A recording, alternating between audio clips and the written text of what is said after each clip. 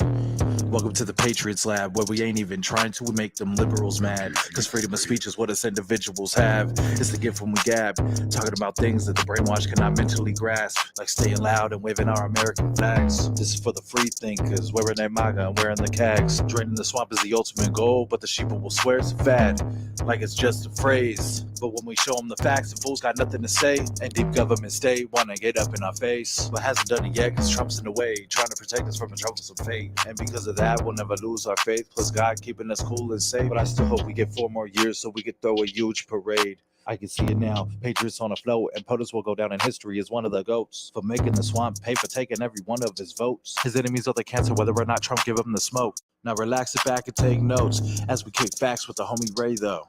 Speak your mind in the Patriots lab. It's freedom time in the Patriots lab, where we ain't even trying to, we make them liberals mad. I said speak your mind in the Patriots lab. It's freedom time in the Patriots lab, where we not even trying to, we make them liberals mad. I said, speak your mind in the Patriots lab. It's freedom time in the Patriots lab, where we not even trying to, we make them liberals mad. Speak your mind. It's freedom time. Without even trying to, we make them liberals mad. Yes, we do. Yes, we do. Yes, we do. Let me get it down here. Good afternoon, people, patriots, whoever you consider yourself to be. Welcome to Tuesday Talk Conversation with your man Ray in the Patriots Lab. Let me get everything going. As you know, I'm in no rush, but in the meantime, in between time, make sure you like, share, subscribe, ring the bell so you get the instant notifications. Got to make sure my microphone is up and running. Hope everybody's having a good Tuesday. I know I am. Let me get my hat out the way. Oh my goodness, I'm just getting situated on my first cup of coffee. Who do we have in the building? Good morning, Valerie Lewis. She is up early. Well, no, depending on where you're at, because if you're on the East Coast, it's noontime. If you're on the West Coast, it is 9 a.m., a little bit after. Let me make sure I get everything up and running properly so we can get into some news update and some actual and factual. But first, I got to make sure everything is up and running on all platforms before we go any further. Come on now. I know it's early. Oh, I know you heard that feedback. But we'll get into it. But today's a good show. You know, I was sitting back and a lot of you out there, I would say, are probably anywhere that listen to me anyway, are probably between the ages of 45 and 63. That's what I see on my demographic thing. A lot of us might be old enough to that we can remember, good morning, Goldie Freedom, that America used to be a nation of leaders, a nation of strong men. Good morning, Goldie Freedom. Goldie, I will be coming down to the great state of Florida this summer to finally connect with my Patriot family down there. Man, I'm looking forward to it. Good morning, Amy Lawson. Good morning, Ojo Silk. But like I was saying, before Trump, because I'm a Trump guy, we had great leaders in this country, men that stood for principles and morals. And I'm going to show you a clip of one that I vaguely remember, but there's some of you that might remember, and this really touched me. And let me go ahead and pull it up here. Where is it at? Y'all sit back, watch this. We're going to break it down after the conversation, after this is over. Let me know what you think, but I think it's worth watching. I hope you do too.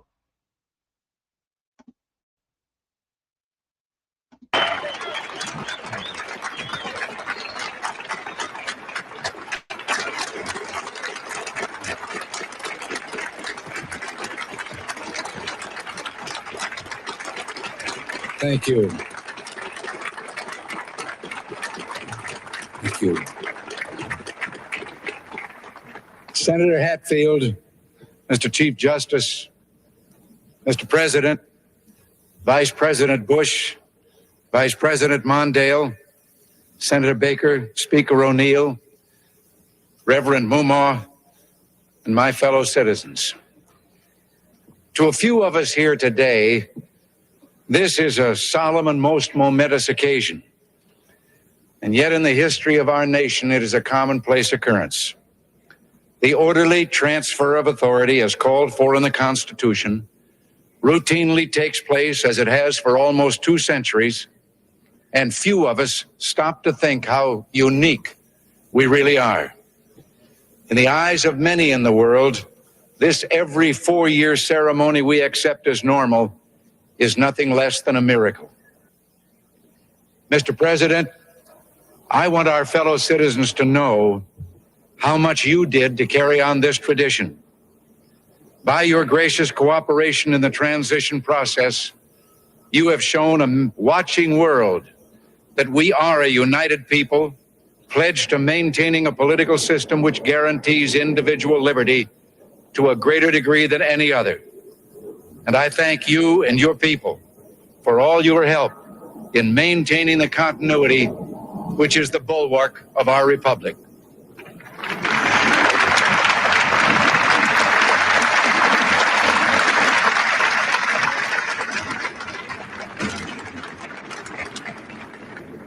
The business of our nation goes forward. These United States are confronted with an economic affliction of great proportions. We suffer from the longest and one of the worst sustained inflations in our national history. It distorts our economic decisions, penalizes thrift, and crushes the struggling young and the fixed income elderly alike. It threatens to shatter the lives of millions of our people. Idle industries have cast workers into unemployment, human misery, and personal indignity.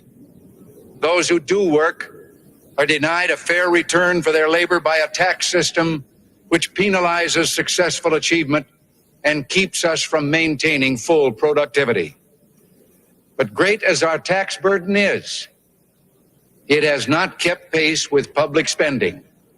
For decades, we have piled deficit upon deficit, more Gates.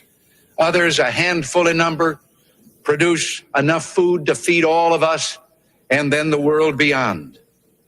You meet heroes across a counter, and they're on both sides of that counter. There are entrepreneurs with faith in themselves and faith in an idea who create new jobs, new wealth, and opportunity. There are individuals and families who take taxes, support the government, and whose voluntary gifts support church, charity, culture, art, and education. Their patriotism is quiet but deep. Their values sustain our national life. Now, I have used the words they and their in speaking of these heroes. I could say you and your, because I'm addressing the heroes of whom I speak. Let's get to the good part. You, the citizens of this blessed land. Let me see here. Y'all, Throughout the world. Getting to the good part. We will again be the exemplar of freedom and a beacon of hope for those who do not now have freedom. To those neighbors and allies who share our freedom, we will strengthen our historic ties and assure them of our support and firm commitment. We will match loyalty with loyalty.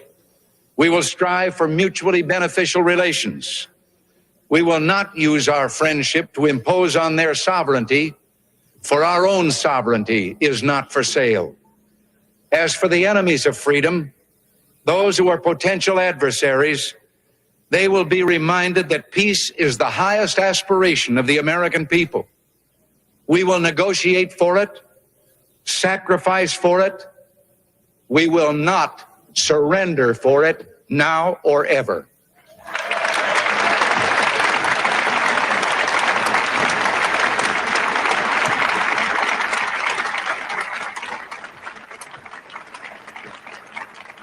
Our forbearance should never be misunderstood.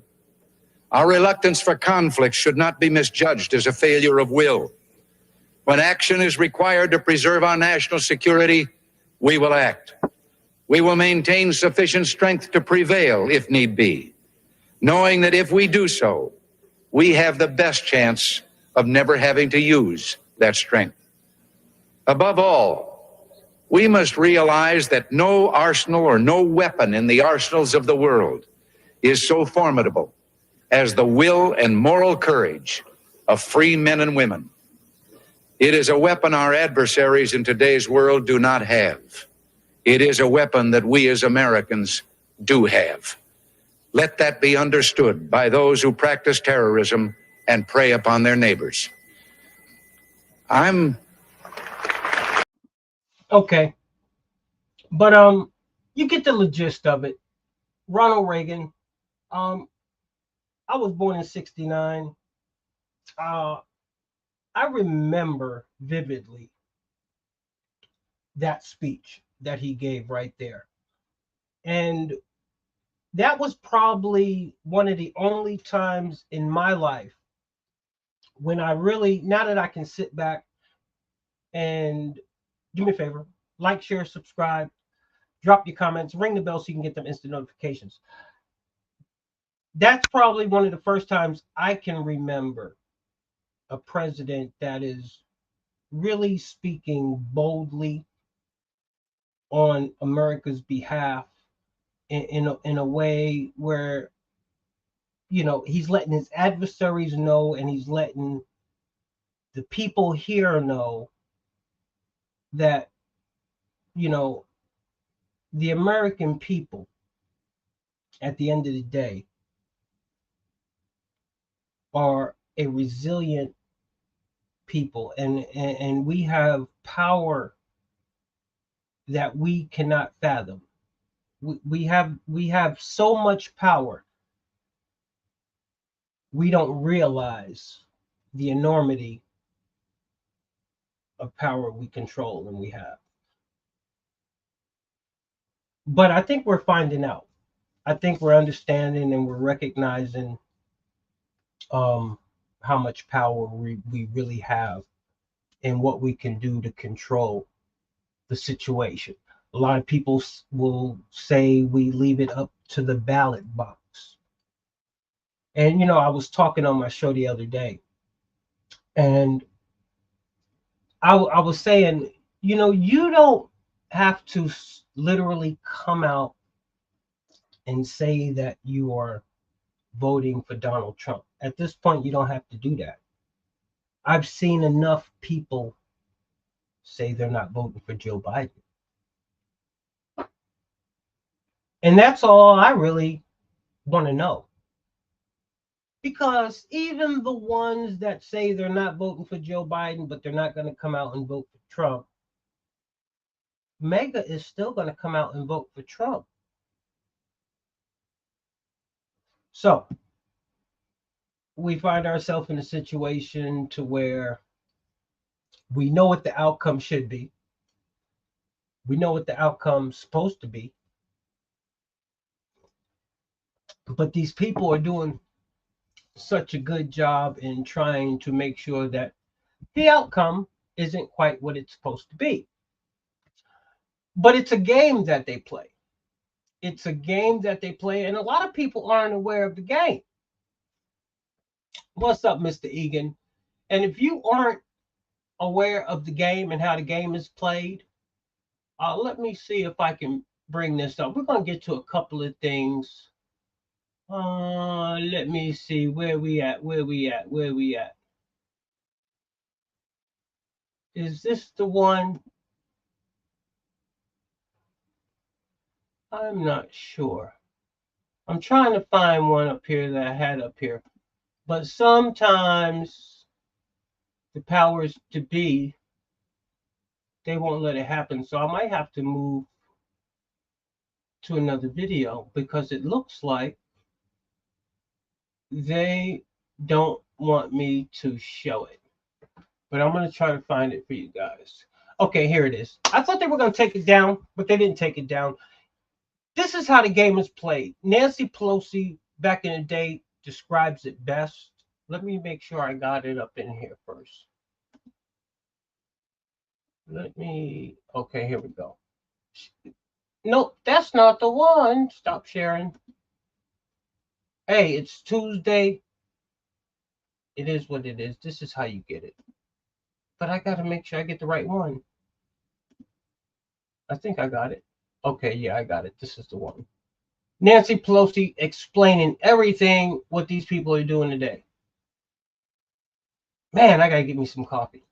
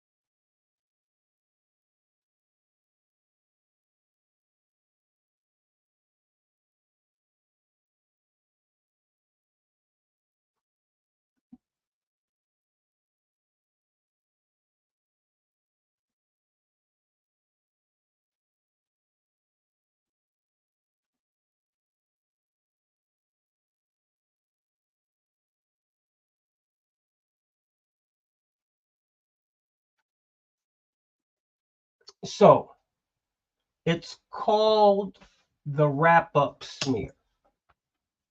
So, basically, and a lot of people have said this, and a lot of people tell me this. They project everything. They tell you everything that they do. I've always told people, these Democrats, they're too dumb to use their imagination. They're too dumb to actually come up with creative ideas. So what they do is they basically spew out exactly what they're doing. They say, they just say they whatever they say that Trump did or was doing, they are the ones doing it. That's what, they ain't got to think about it. They can just say, well, damn, we'll just say he's doing exactly what we're doing. Because what we doing is some nasty shit. So shit, might as well just say he doing it. You know, it's crazy how twisted and demented and deranged these people are. Just like Joe Biden. When Joe Biden came out, when PAPPAW came out and said, we have put together the most elaborate voter fraud. I got the video somewhere, but I ain't going through all that. When he came out and said that, just revealing things that they're doing. Nancy Pelosi come out and say stuff like this, just revealing this stuff that they're doing. You know, if you don't think at this point in time our democracy and our freedoms and our liberties and all of that stuff is at stake, you really need to wake up. We are out here literally, we're not literally, well, no, literally and figuratively. You know what word I'm looking for. We're out here fighting for our lives. How deep does it have to get? How far in do we have to be invested before all of this changes. Because you know what? Whether we know it or don't know it, something's got to change, and something's gonna change. It has to. It has to. They have so much coming at us on different levels at the same time. No wonder so many Americans are so lost and confused. Confused between facts and opinions and misinformation, and then just bold-faced out lies.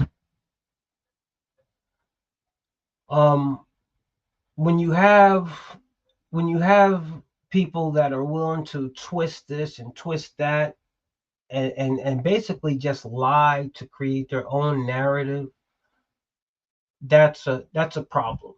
We've all heard, and I covered some of this yesterday, we all heard what Donald Trump said about the bloodbath, and in which the context it was being used when he was talking about, and I loved it because he didn't beat around the bush. He called my man from China out by name. Let him know. Let there be no misunderstanding. No, I am talking to you.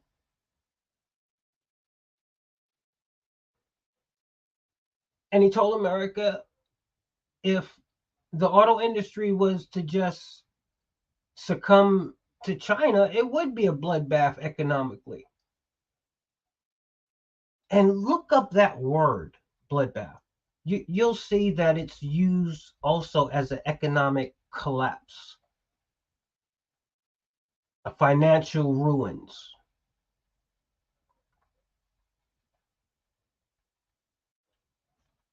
But how they try to get us mentally. Here's just a small clip of what I'm talking about, because they know better. But you think they'll do better?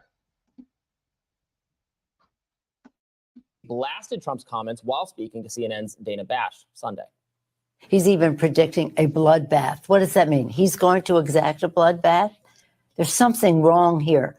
How respectful I am of the American people and their goodness. But how much more do they have to see from him to understand that this isn't what our country is about? Pelosi also added that Trump should not be trusted with intelligence information.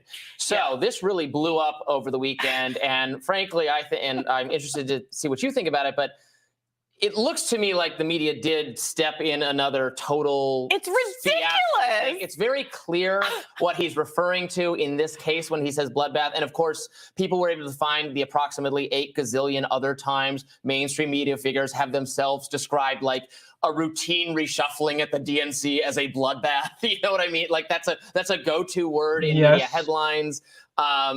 It is very clear that he was saying that this would be bad for the auto industry if Biden and Biden policies coming back into power.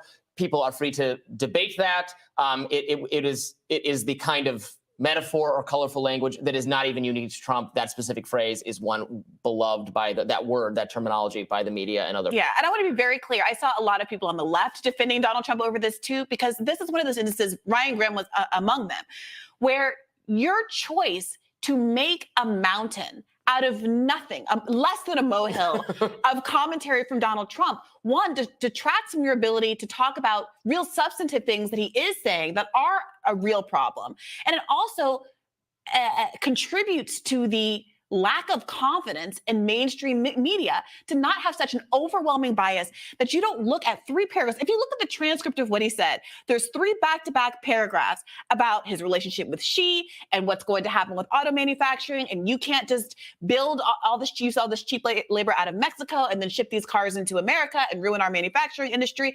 No, no, no. We're going to put tariffs on this.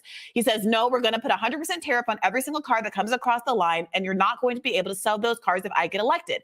Now, if I don't get elected, it's going to be a bloodbath for the whole that ... That's going to be the least of it. It's going to be a bloodbath for the country. That'll be the least of it. But they're not going to sell those cars. They're building massive factories. Like, Let's keep we it in can read. context. He is doing that meme with the butterfly. Is this political violence? So, you know, it's crazy because this is what they do. This is what they do. If they aren't blatantly trying to keep America divided, I don't know what else to call it, ladies and gentlemen, people, patriots, whoever you consider yourself to be out there.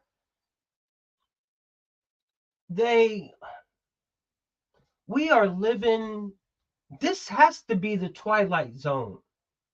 I can't wait till I'm getting ready to order me one of those little sound machiney thingies so I can do my claps and my sirens and all that. But on a serious note,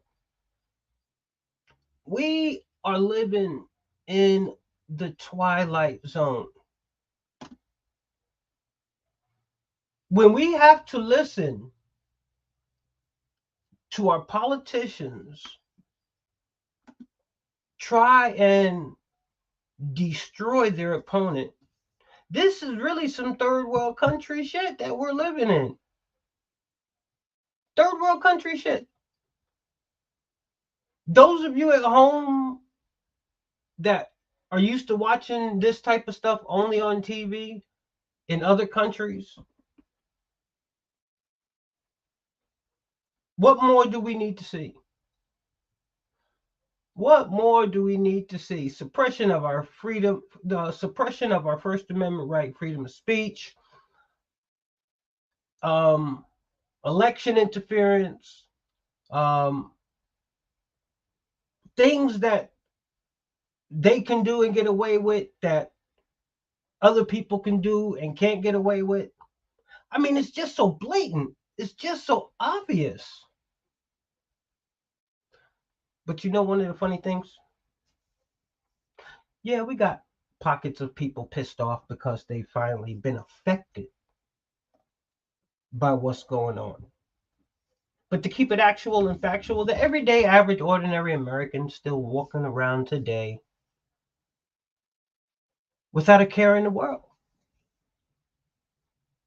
Because it still hasn't come directly to them. And this is just the scenarios that I use. When will we stop thinking about ourselves? I do this because it's not about me. It includes me, but it's not about me. This is about my kids. This is about your kids, grandkids, aunts, uncles, people you love, people you care about. That's what this is about. And at the end of the day, it ultimately comes down for the love of your country. I come to understand that there are Americans out there that are relying on other Americans to handle the situation. I've come to the understanding that there are Americans out there that really seem to think that America could never collapse. You know, look what happened to Rome. Just look what happened to Rome. The most biggest, powerful empire that there was. And how did Rome collapse? Because the leaders, after a while, started doing not things right by their people and things of that nature. And then when you started having the leaders propped themselves up, and then you started having the infighting between the leaders. Why you think they killed Caesar? They all got in cahoots to kill Caesar. They said, well, you're the meanest one out of all of us, so we're gonna get rid of you so we can have reign, because you just want to rule over us too. And then they thought they could go out and conquer everything, and instead of taking care of home. And they found out that they were too thin, and then the people from other nations started coming into there, and then things got infested, and then all of a sudden everything just fell. Enemies came from within. Once the leadership started knocking each other off and all that, you already knew they were vulnerable and opening up, just like America is right now, with these open borders and the Democrats and the Republicans fighting against each other. Everybody's eye is off of the prize.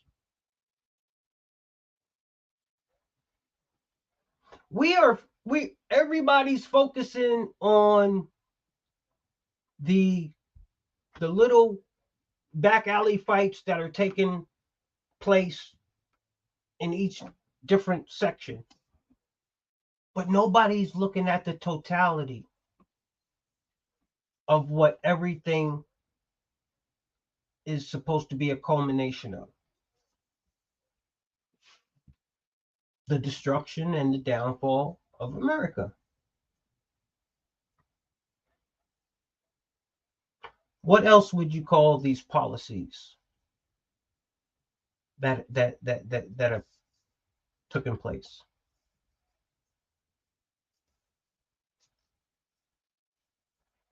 I mean, what would you call it?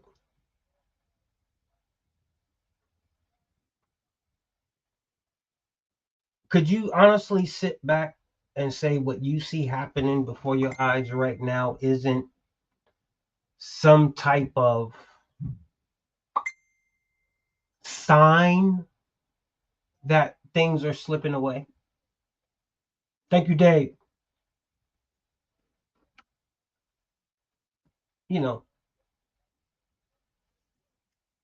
We get up here and we talk about it day after day after day after day after day. But moving right along, it's crazy. So is this the new thing? So I was wondering how they got all these illegals coming over and all of this stuff. How are they going to survive? How are they going to survive? How are they going to make it?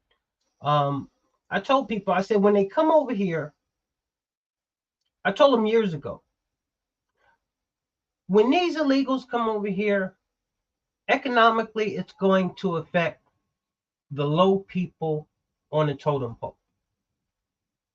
You're gonna have companies saying, why should I pay an American worker $19, $20 an hour to start when I can go and pay somebody $8? We're starting. That's Trump train. Y'all know how y'all get it. Good afternoon, Dave. I'm gonna let the train go by. But I told people, I said, with all these people coming over here, it's going to take the jobs away from the people that are lowest on the totem pole. This is what they're doing, people. Let me go ahead and show the clip as my train goes by. And this is just a small example of what I'm talking about and what's getting ready to take place in the American workforce. It's going to get bad. TYSON laying off 1,200 workers after closing its pork factory in Perry, Iowa, only later to announce 52,000 jobs for migrants.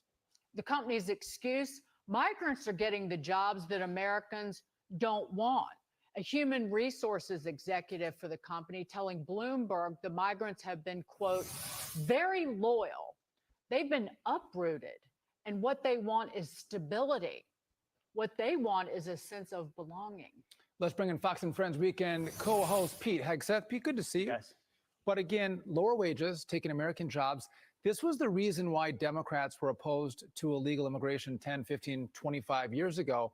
But here it plays out. This costs Americans a livelihood. That's true. It was also the reason why the Chamber of Commerce crowd of the Republican Party was so resistant to Donald Trump back in 2015, 2016, dependent on importing cheap labor. He said, we're going to build that wall. We're going to stop this. I'm going to put Americans first. Wages will rise as a result. And now you've got an inversion of that with the Democrat Party saying, come on in. And then we've heard glimpses of it, right? When Nancy Pelosi said, who else is going to pick our crops, right? I mean, that's their mindset. And the businesses are happy to do it when there's no e-verifier, there's no consequences. And so cheaper labor for this business to produce a product. And it's not an easy job. You know, people that do those jobs, they're dirty, they're tough, but Americans should have the first shot, and they should have a good shot at a good wage.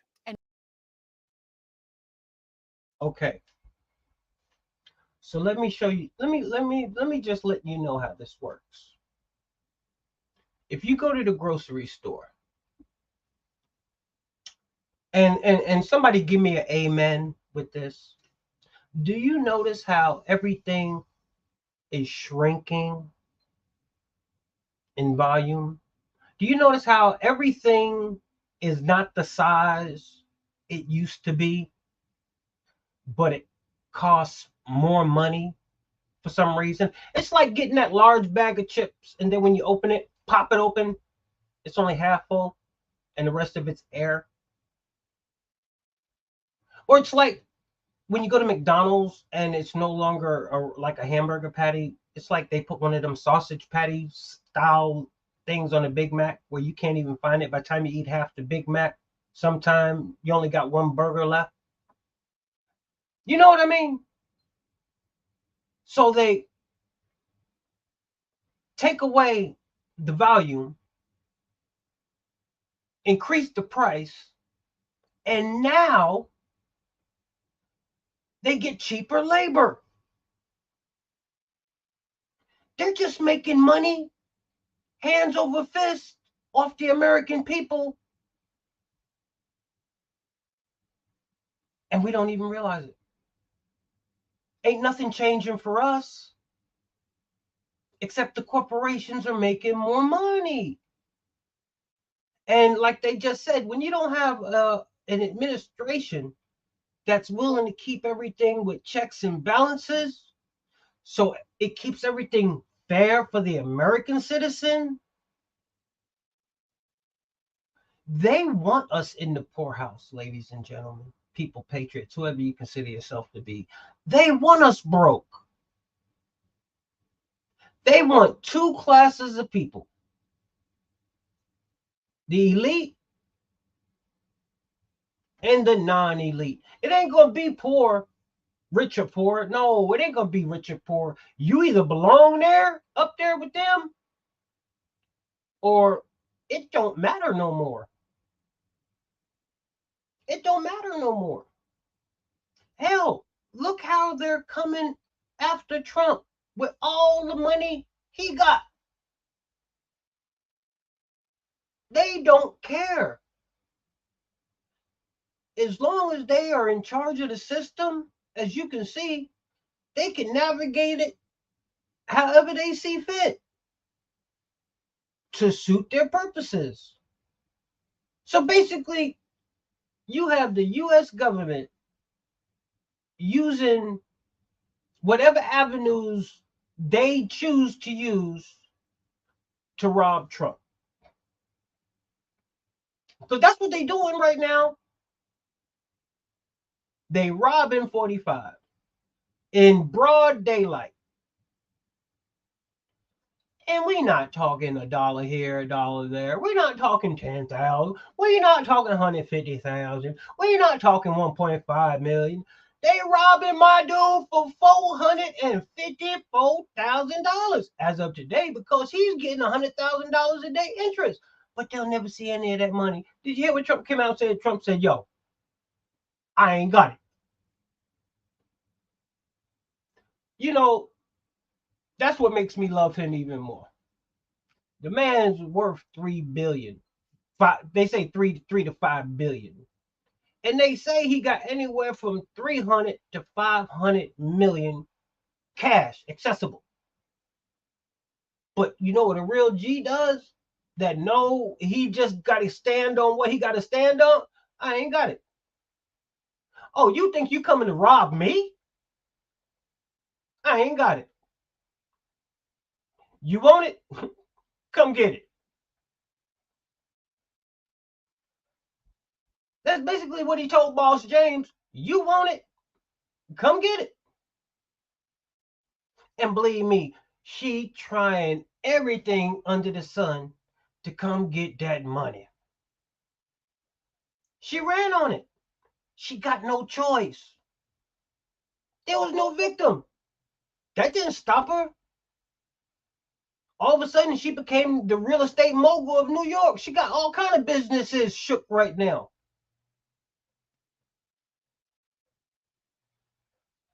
All over one man. And you know it's a game when you look at her and she's sitting there with that smirk on her face. Lich, you're supposed to be handling business. Why are you smiling for? Oh, I forgot. Years prior, you hanging at the club with your girl, kicking back some jacks, talking about, I'm going to get Trump. We're going to sue Trump. We're going to break Trump. But you know what? My guy did what a G do. He said, I ain't got it. If you want it, come get it. Oh, my goodness. Where does it stop? Nobody knows. Nobody knows. Nobody knows. But we're going to have some fun right now. Where are we going? Let's see where we going. Where are we going? Okay. We'll kick on over to this one right here. So, if y'all haven't heard by now, let me see. Which one are we going to do? You know, what if you worked so hard to achieve the ultimate success, to get to where you finally want to get to, and then you got to get one more step, and people snatch you up to get you there, and you just so happy and so appreciative, and you doing all the things that they want you to do. And hell, we talking about Kamala Harris. Yeah, that's what we talking about, Miss Harris. You know, it's been Hood Chick Willis, old boss Lich James. Y'all notice I said Lich, right? Lich James, Alan Bragg, Kamala Harris. When they done with y'all, they kick y'all to the curb. When you've served your purpose and then you've become a detriment to the agenda and are no longer an asset, they ready to throw you over the cliff. And why do I say that? Let's get it up in here. Let's see. Do I got that up on the screen? Okay. Let's okay. So, Vice President Kamala Harris is being called to resign from her position in order to give President Joe Biden a better chance at re-election.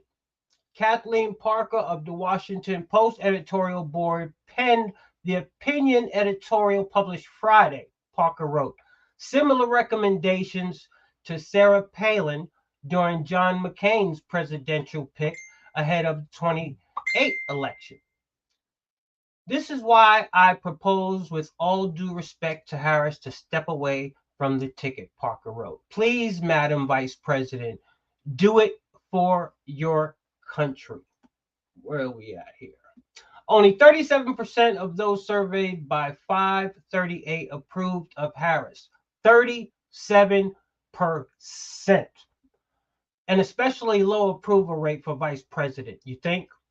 Even at the end of then Vice President Mike Pence's term, his approval rating was a 7-point drop from the beginning, which was still at 41%. The Kamala conundrum comes down to this. She was picked because she was black and female, a combo tantamount to the job security, Parker wrote. Now that she has become a burden to the Democratic ticket, Biden can't fire her. He can't risk alienating his base. Full stop. The seriousness of the situation can't be overstated. Biden diminishing faculties, now withstanding his relatively successful State of the Union address, has his increasing physical frailty are concerning. And yeah, let me get back to my screen here. I'm getting so wrapped up into the writing. Okay. But yeah, it's crazy. So the chirps are coming out. The chirps are coming out. Good afternoon, Perry Dennison. Good afternoon, Darren McClain, Gabby DeBito, Kitty Cat Rhodes, Diane, DeAndre, Judith Hall, Golan Howard, Bone Wolf, Molo, Danny Welch, Darlene, Labocho, Bedard. Hope I didn't slaughter that name. Sylvia Sabe. Oh, who do I got? David Navarre. Like, share, subscribe, ring that bell so you can get those instant notifications. It's crazy. When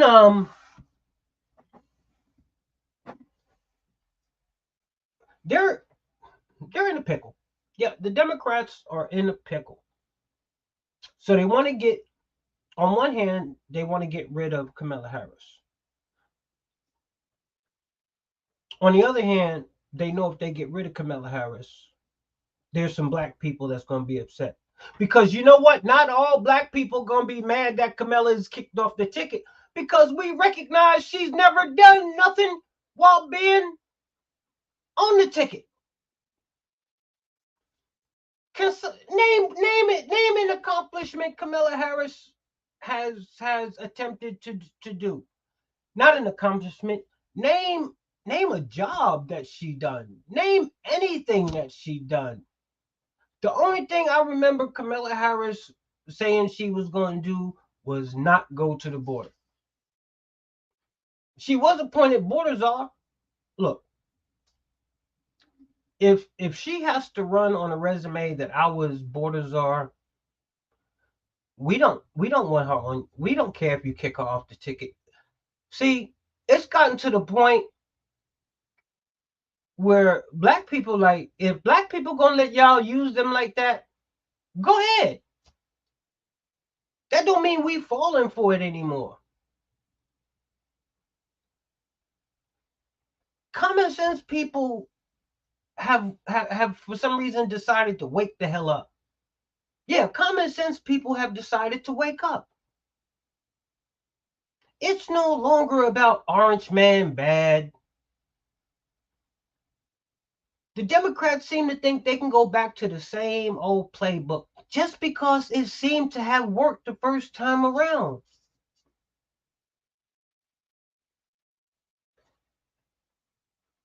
America knows y'all lie, Democrats. Okay?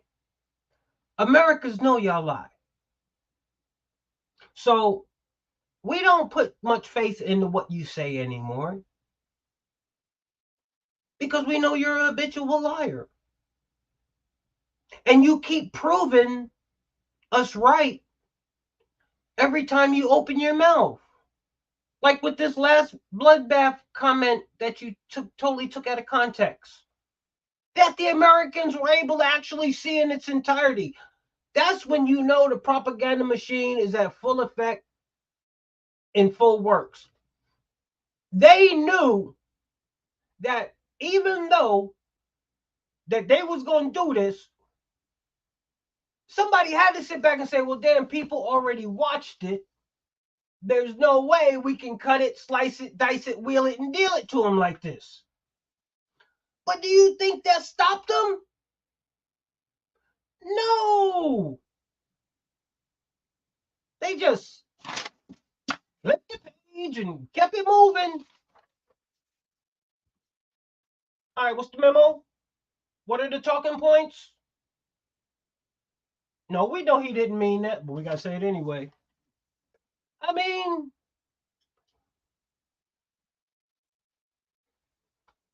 you know what's going on when you know what's going on when you know what's going on. It's a damn shame. But, I don't know. Unless you understand what we're dealing with right now, you wouldn't understand, because this is some Twilight Zone shit, man. This is stuff that we would think we turn on our TV and watch happening over there. Not here in America, right? No, never here in America, right? Think again. Think again. If you think about it, who you think's in charge of the shit that's going on over in the other countries? Where do you think the top dogs lie? Where do you really think the top decisions are being made? Didn't you just hear Chuck Schumer come out and talk about, oh, Israel needs a new elections? The crazy shit like that's going on. So Israel gets attacked. At first, y'all support Israel.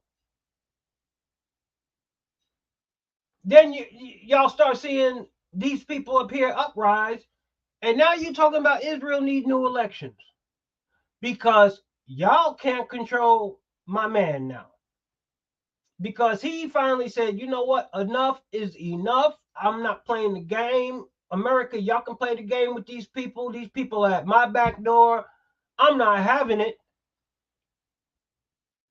So because America can't control Netanyahu anymore, now he got to go? Wow.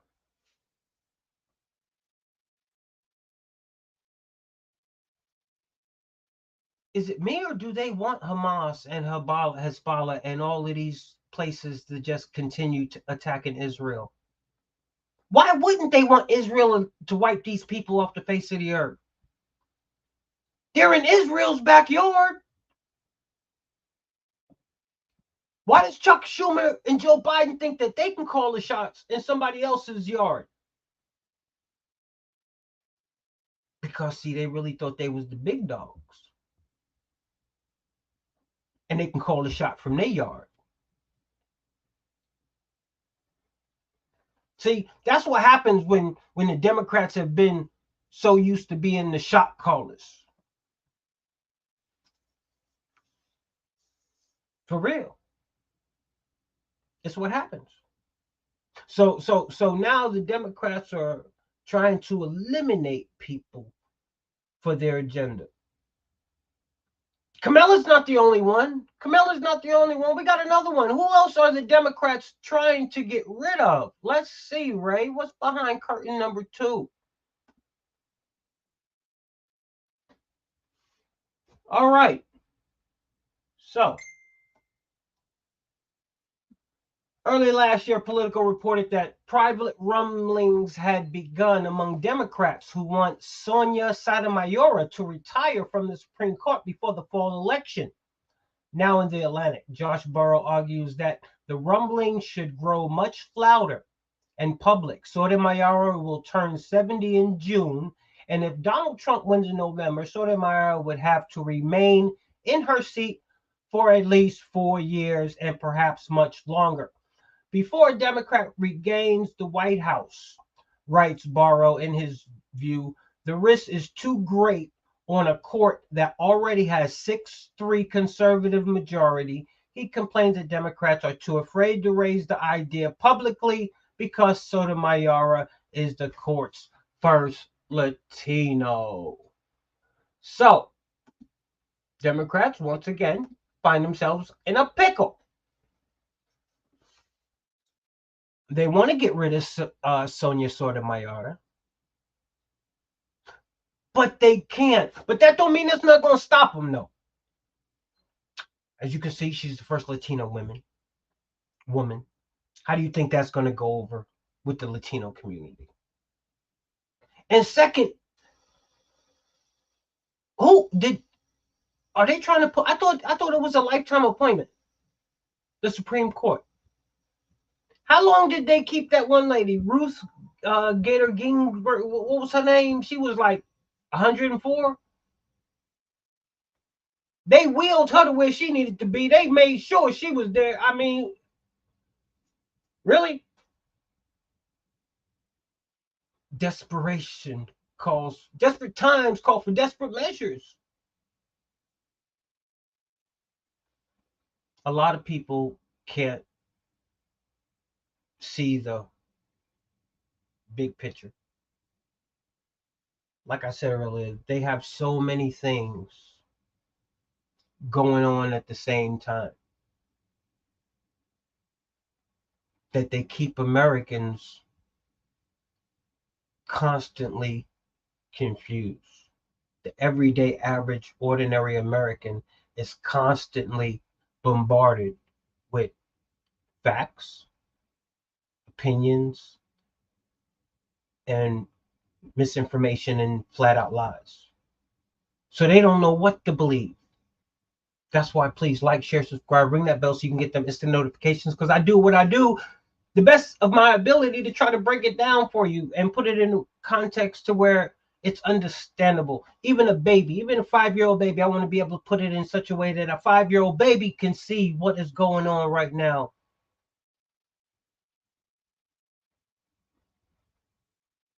You know, it's funny. I'm going to do a little joke. No, I ain't going to do it. Well, it's funny anyway. You know, it's a shame. Kids that are growing up now, only thing they're going to remember PAPPAW by is, and if y'all don't know, I called Joe Biden PAPPAW. Only thing they're going to remember PAPPAW by is ice cream. They're going to be like, that's the man who always had the ice cream, huh, mama? Yeah, that was him. Chocolate chip, double chocolate chip. That was him. But I hope everybody is having a great Tuesday, all day, fun day. I am. What else do we have? I had a little clip here. Let me see. Did they take it down? I think I got it up here. So, every now and again, you got to go to certain measures. When is the last time you've been in a business meeting and everybody's got Stacey Adams on and they got the suits on and everything, and somebody come in with a pair of Konas on? If you don't know what Konas are, oh my goodness, check it out, and then we're gonna talk about it. Many observers couldn't help but notice his footwear. Are those sneakers? Yep, they're so-called lifestyle sneakers made by Hoka. Now, look, if I had a president and it got time to where he had to start wearing shoes like that, it's done. Do y'all see how the other world leaders dress? PAPPAW is gonna come out in some orthopedics. Designed for maximum comfort and support while walking or hiking. And here they are, the Joe Biden sneaker. They're made by Hoka. These are called the Hoka Transport, and as you can see, they look quite comfortable. They have a wide sole, no doubt great for stability, and the president does have a history of stumbling. Okay. So, he's reassuring us that although Joe Biden has a history of stumbling, we can be assured that the new shoes that he's got is going to support him better. They're strong, they're firm. The president is wearing Hokas.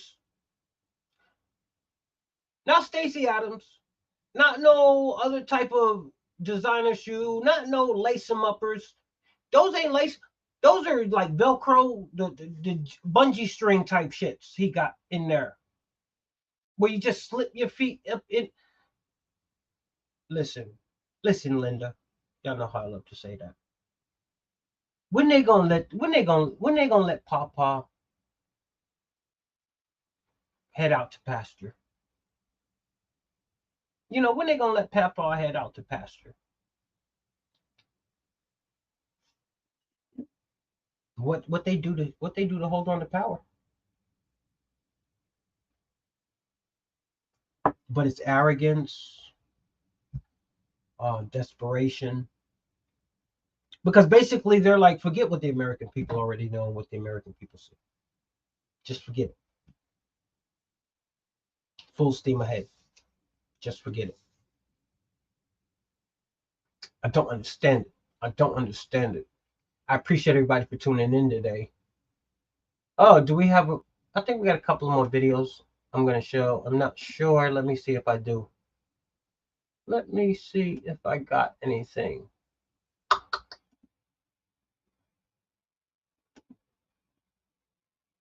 That might be it for today. We are about to hit the hour mark. Oh, I got some funny stuff. Here's some funny stuff for you. Let me see.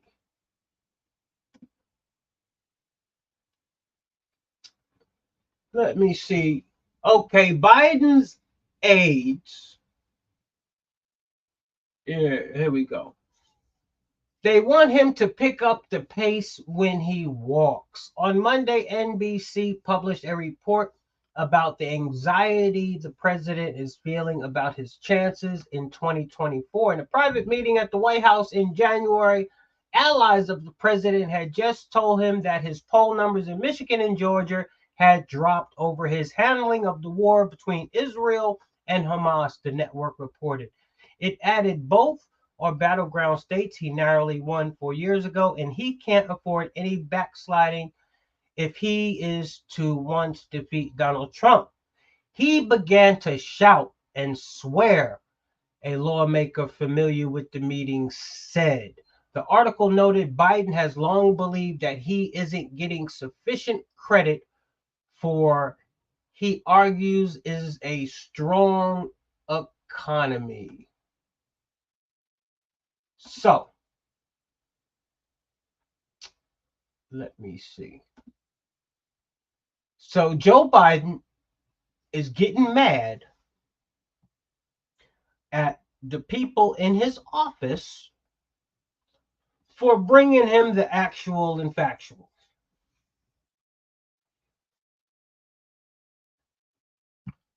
None of this makes sense. They're telling him the truth. They're saying, listen, Mr. Prez, because of your policies, people ain't digging you too much. And he's like, wait a minute. Even with this great economy, even with Bidenomics, even with everything I'm doing for the American people, I'm still losing. He's not there. And the reason I say it is because deep down inside, he thinks he's really doing a good job. He is for the opposition.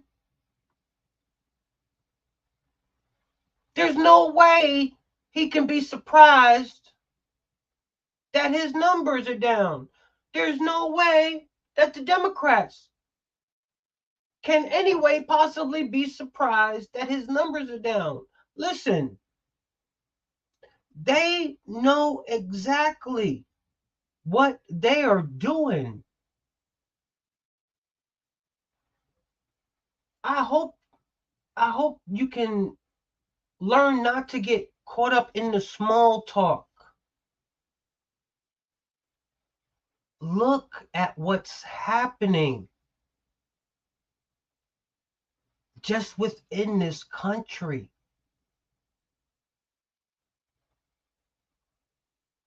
I don't care they say they want to fix a problem. Do your actions line up with your rhetoric and your words? Common sense people can put those two things together. You really got the best interests of this country at hand, and you're allowing millions and millions and millions of illegal immigrants to invade our land. And now you're firing Americans and rehiring.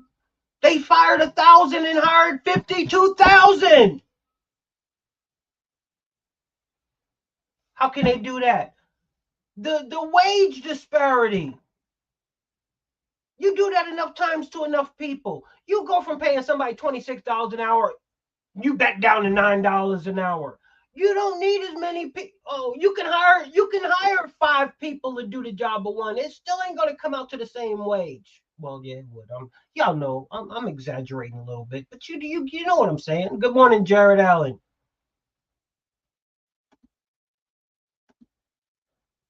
I mean, it's crazy.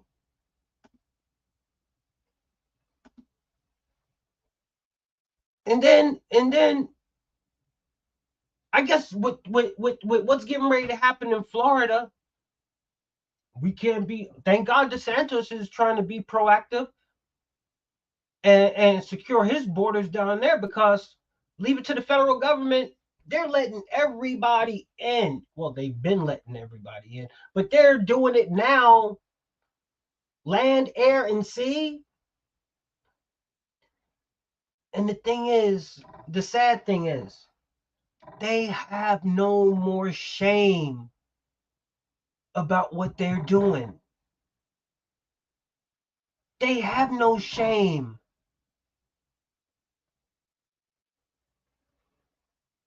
About making the American people suffer.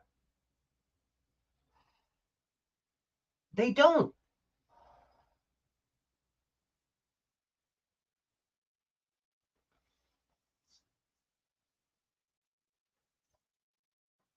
I'm glad there are enough millions of Americans that see what's going on. Because God help this country if all of us stayed blind to what's going on. But see, at the end of the day, you can't be blind. You cannot see this. You cannot see what's happening. I sit back day after day after day after day, wishing I could wake up making this shit up.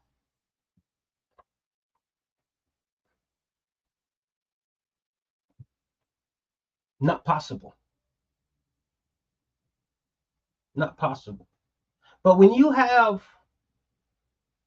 a country so divided that they can't tell the difference between the facts, opinions,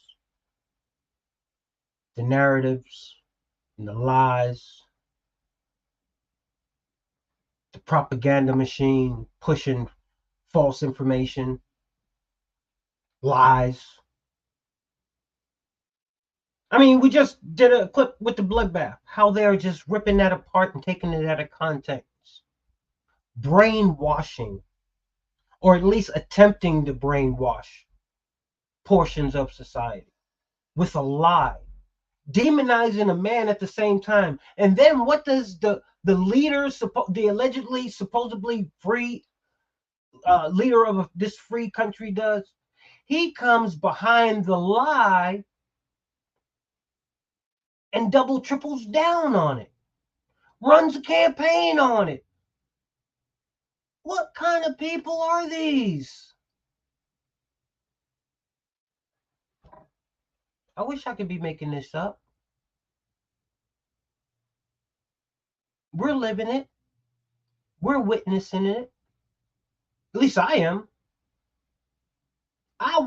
We've been watching things like this happen for years now. Total defiance of the rule of law right in front of our faces. America. We find ourselves at a crossroads once again. What path will America take? What path will America take? I want to thank everybody for tuning in today, Tuesday Talk. See you tomorrow. Same time, 12 noon. Prayers out to all Americans in this country. So in the meantime, in between time, this is your dude here in the Patriots Lab. Deuces. Enjoy your day. I am out.